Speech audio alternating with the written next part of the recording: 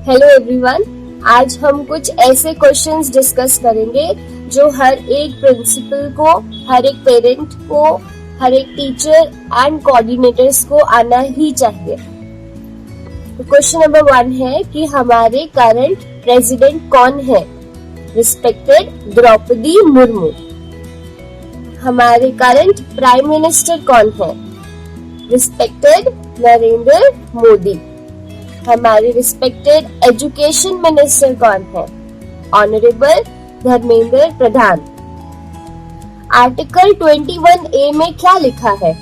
Article 21A में लिखा है कि हर एक को एजुकेशन का अधिकार है, right to education.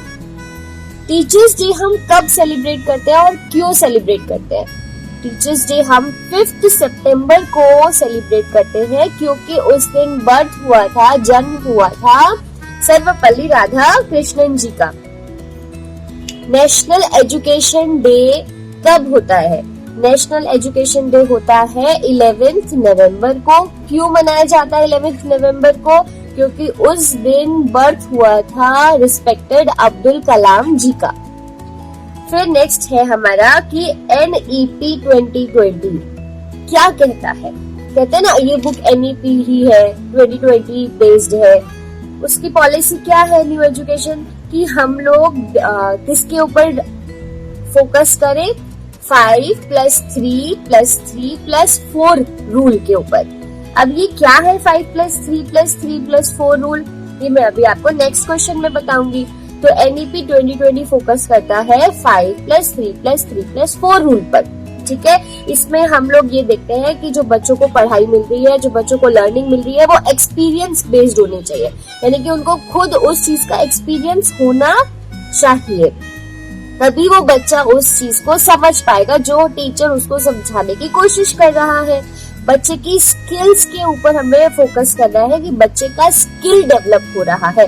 Rote learning, memorisation, इस पे इतना फोकस नहीं करना है, ज्यादा फोकस करना है कि बच्चे का कोई एक जिसमें वो बहुत अच्छा हो, वो स्किल भी डेवलप हो और नई नई स्किल्स भी वो लर्न करे, ठीक है। तो एक्सपीरियंशियल लर्निंग, स्किल, और उसके बाद आता है mother tongue instruction till grade 5, यानी कि 5th क्लास तक उसको मदर टंग में इंस्ट्रक्शन देनी चाहिए। फिर है मल्टी डिसिप्लिनरी एजुकेशन के ऊपर भी ध्यान दिया जाता है, ठीक है, यानी कि एक ही फोकस्ड नहीं होना चाहिए, सिर्फ हमें एक ही सब्जेक्ट, एक ही पर हर एक चीज पे हमें को curriculum activities, everything should be included. मेरा नेक्स्ट क्वेश्चन जो मैंने आपको बोला था बताऊंगी, 5+3+3+4 स्ट्रक्चर क्या है?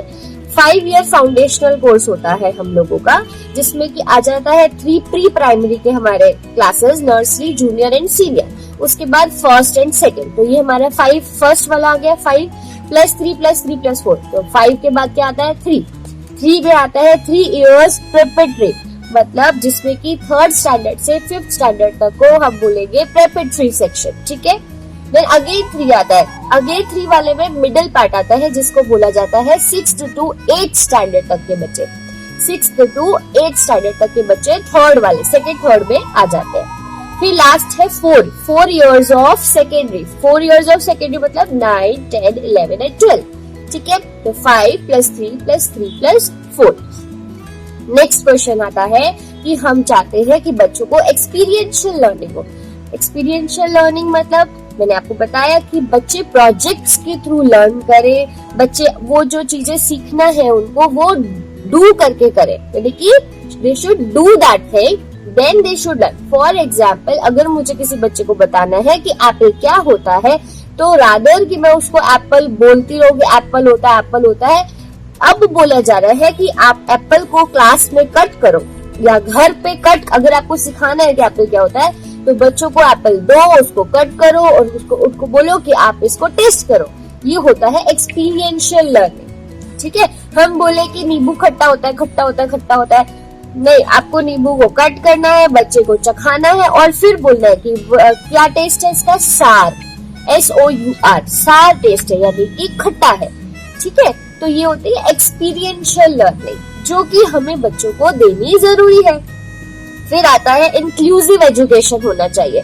इंक्लूसिव एजुकेशन होता है जो कि हर एक को हम इक्वल अपॉर्चुनिटी प्रोवाइड कर रहे हैं, ठीक है। चाहे कोई फास्ट लर्न करता है वो भी उसी क्लास में बैठ रहा है, कोई स्लो लर्न करता है वो भी उसी क्लास में बैठ रहा है। ऐसा तो नहीं होता कि जो कम धीरे धीरे पढ़ाई कर रहे हैं उनकी अलग हम क्लास बना देते हैं, नहीं। इंक्लूसिव होना चाहिए, सब एजुकेशन हमारी इंक्लूसिव होनी चाहिए। सब एक ही क्लास में, चाहे स्लो हो चाहे फास्ट हो, सब एक ही क्लास में बैठ के पढ़ाई कर रहे हैं, ये हमारी गवर्नमेंट हमसे मांगती है, ठीक है। फिर आता है सीबीएसई का रोल क्या है। सीबीएसई कंडक्ट करता है बोर्ड एग्जाम्स, ठीक है, जो कि 10th स्टैंडर्ड के होते हैं, 12th स्टैंडर्ड के होते हैं। डिजाइन हमारा जो करिकुलम है वो पूरा सीबीएसई ही ड्रॉ करता है, ठीक है, डिजाइन करता है फ्रेमवर्क को। फिर ये इंश्योर करता है कि हमारे जो एफिलिएटेड सीबीएसई एफिलिएटेड स्कूल है वो कौन से एकेडमिक स्टैंडर्ड को फॉलो करेंगे, कब क्या होना चाहिए, कौन सी एक्टिविटी होनी चाहिए, कौन से मानो हम उन्हें कुछ सिखा रहे हैं तो उसके पीछे कौन सा एक रोल प्ले होना चाहिए कि उसको ये चीज हमें गाकर सुनानी चाहिए कि स्टोरी की तरह सुनानी चाहिए, लाइक दैट। तो हर चीज फ्रेमवर्क है वो हमारा सीबीएसई कर रहा है, ठीक है। एकेडमिक वाली चीजें एनसीईआरटी का क्या रोल होता है, तो national council of education educational research and training, NCERT का ये है कि वो डेवलप करता है नेशनल करिकुलम। नेशनल मतलब जो हमारे नेशन का करिकुलम है, जो सीबीएसई एफिलिएटेड स्कूल्स है उसमें हम सब एनसीईआरटी बुक्स यूज करते हैं। अभी तो सभी बोर्ड्स में भी एनसीईआरटी बुक्स ही यूज करी जाती है। तो एनसीईआरटी में क्या होता है कि करिकुलम, नेशनल करिकुलम को डेवलप किया जाता है, फिर टेक्स्ट बुक को बनाया जाता है ना। बहुत सारे रिसर्चर्स बैठ के उस टेक्स्ट बुक को बनाते हैं। फिर टीचर्स ट्रेनिंग के मॉड्यूल्स भी बनाए जाते हैं कि अब टीचर्स को ट्रेनिंग देना जरूरी है, तो वो भी एनसीईआरटी करता है, ठीक है, ओके। अब आता है सबमिटिव और फॉर्मेटिव असेसमेंट के बीच में क्या डिफरेंस है। हम कहते हैं ना आप सबमिटिव चल रहे हैं, आप फॉर्मेटिव चल रहे हैं, व्हाट इज दिस। तो फॉर्मेटिव असेसमेंट होता है कि हम पढ़ाई करते करते, लर्न करते करते कंटिन्यूअसली उसका असेसमेंट लेते रहे, यानी कि टेस्ट लेते रहे।